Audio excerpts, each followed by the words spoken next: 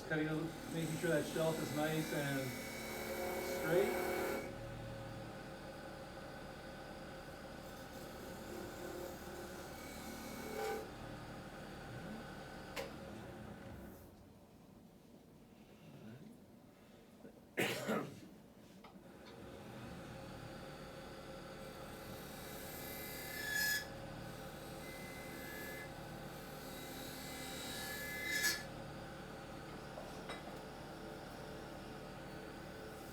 Now at this point, I've got an attachment for the top half.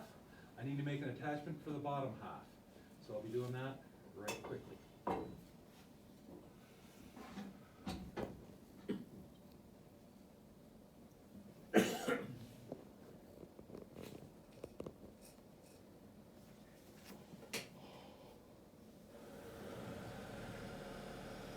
Take my little parting tool, I can get it in there.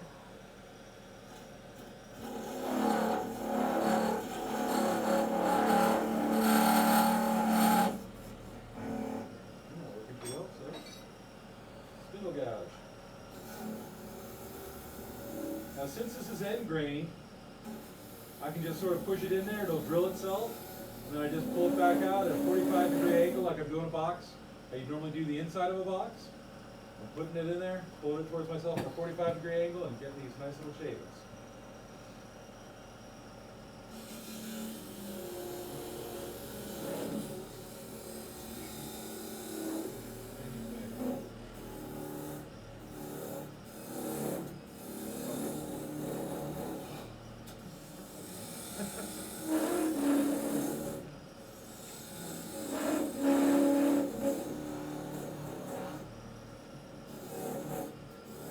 And I'm just pulling it sideways here, looking at, with it going so fast, you can actually see the shape that I'm cutting in here.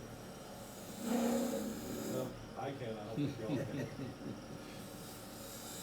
You can see the ghosting happening, and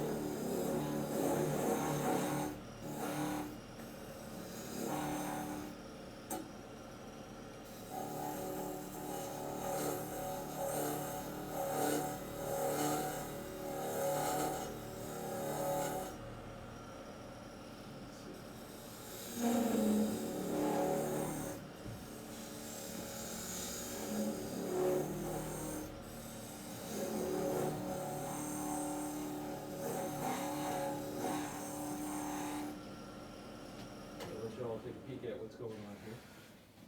So you can see I've got the side forming here, and all the feet, these corners are being, the feet are being formed just simply because you've got a square and you're just taking out the circle.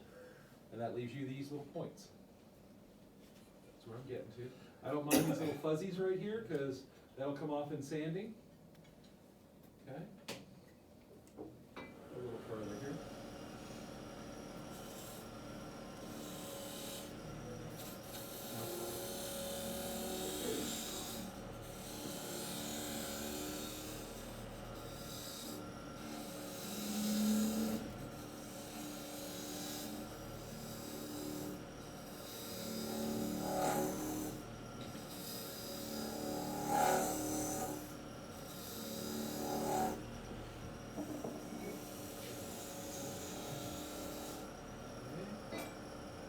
This little guy in here, make my little pennon.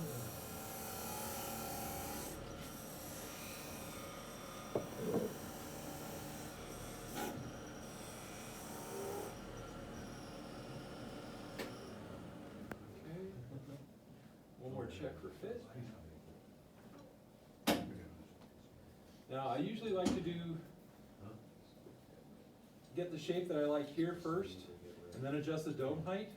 That's easier than, okay, I got the dome here and I cut it here and now this side's too big, and now how do I get the two sides to work out best? Let's see.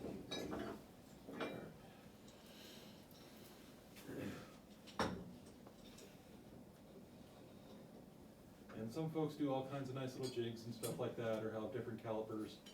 I do if I'm doing a lot of things of one thing, but if I'm just doing one thing by myself, just keep it simple. Just go for fit.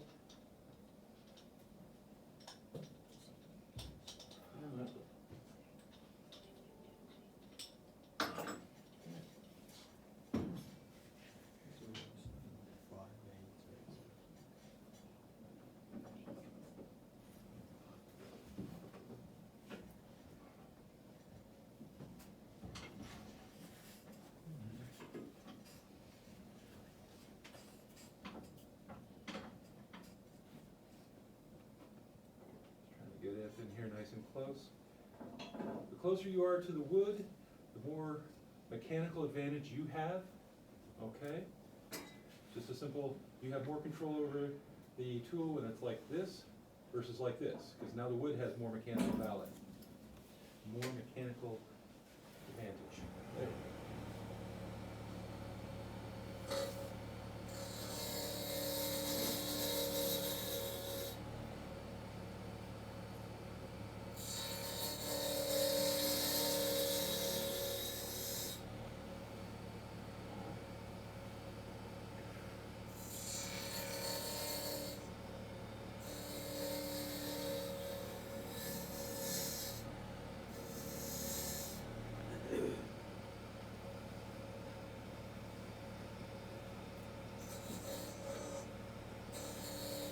Just trying to get a nice little half bead roll here.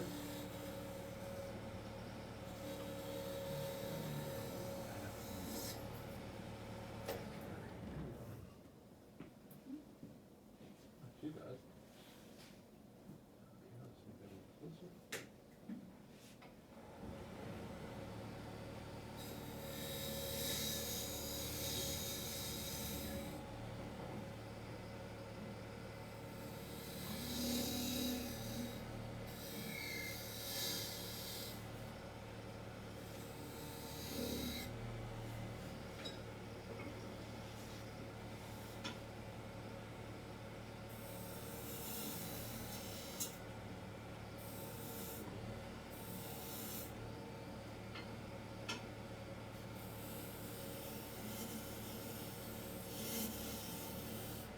Just curious, for all those folks who are new to turning, how do you know when to sharpen your tools? When you have some push tools in. Probably a whole lot sooner than you realize. I worked it out once. I think it's like an 8-inch bowl. Within like 10 minutes, you drag your gouge about a mile. So if you think about that, that's a whole heck of a lot. So when in doubt, sharpen. If you're experiencing any tear out, any catches or anything, first thing you should do is sharpen. Does two things. One, your tool is probably dull. And two, you probably just need a slight break from whatever you're doing, just to get your mind, and then you can approach things in a more realistic way. Okay, I'm not gonna fret too much about this shape, but you get this down to whichever shape you want. I'll do say this though.